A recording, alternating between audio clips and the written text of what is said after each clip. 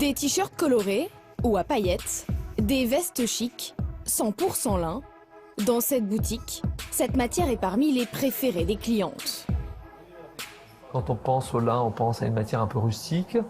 Donc il fallait arriver à lui donner un très beau toucher, à le rendre un petit peu plus sexy, un peu plus sensuel. Ici, le lin est conçu pour être doux et confortable. Et il a une autre particularité. Et les couleurs prennent très bien sur le lin. Quand vous, je sais pas, vous prenez un bleu, si je le fais sur un coton, ça va pas faire la même chose. Je trouve que le lin sublime les couleurs. Mais savez-vous comment on fabrique le lin? Tout commence ici. Chaque été, dans le nord de la France, les champs se recouvrent d'une fleur bleue délicate. Lorsqu'elle arrive à maturité, la plante est arrachée par ces machines. Puis elle est gardée quelques semaines sur le sol. Grâce à l'humidité, elle va doucement se décomposer. On appelle cela le rouissage. Ensuite, direction l'atelier de teillage. Ces machines extraient la fibre, la partie noble du lin. Hubert Brissac cultive 15 hectares de cette plante dans le Pas-de-Calais. Ici, une poignée de fibres longues, taillées, qui va pouvoir être, donc qui est complètement débarrassée de toutes les parties cellulosiques, de toute ce qu'on appelle la paille, nous.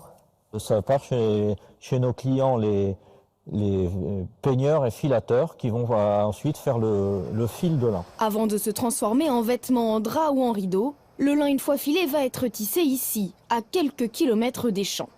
Les fils vont d'abord être assemblés en grosses bobines et renforcés par de la colle spéciale.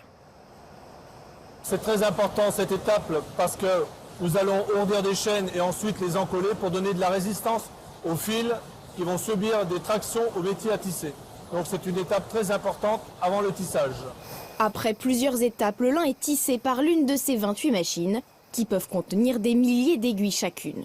Il faut des dizaines d'heures pour produire quelques mètres de tissu en fonction de l'épaisseur de celui-ci. Et voici le rendu final, de grosses bobines qui seront contrôlées centimètre par centimètre. Le tout est made in France, un combat pour le propriétaire de l'usine.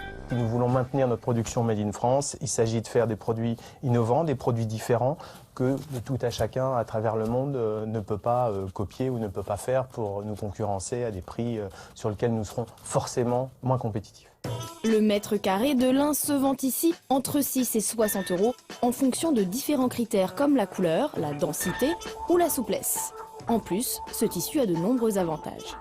C'est mon petit mot, j'ai tendance à dire, c'est l'orgasme écologique, à savoir qu'il a toutes les vertus. C'est un produit qui n'abîme pas les sols, qui consomme peu d'eau, qui a énormément de caractéristiques positives. Il est thermorégulateur, donc préserve du chaud l'été, préserve du froid l'hiver, et il est 100% recyclable. Ça, c'est quelque chose d'assez si exceptionnel, puisqu'au-delà du fait de ne pas abîmer, c'est qu'il peut être utilisé, réutilisé, recyclé en permanence. Donc c'est vraiment la plante écologique par excellence. Dernier avantage, le lin est facile d'entretien. Il se passe à la machine à laver à de hautes températures et ne demande qu'un peu de repassage.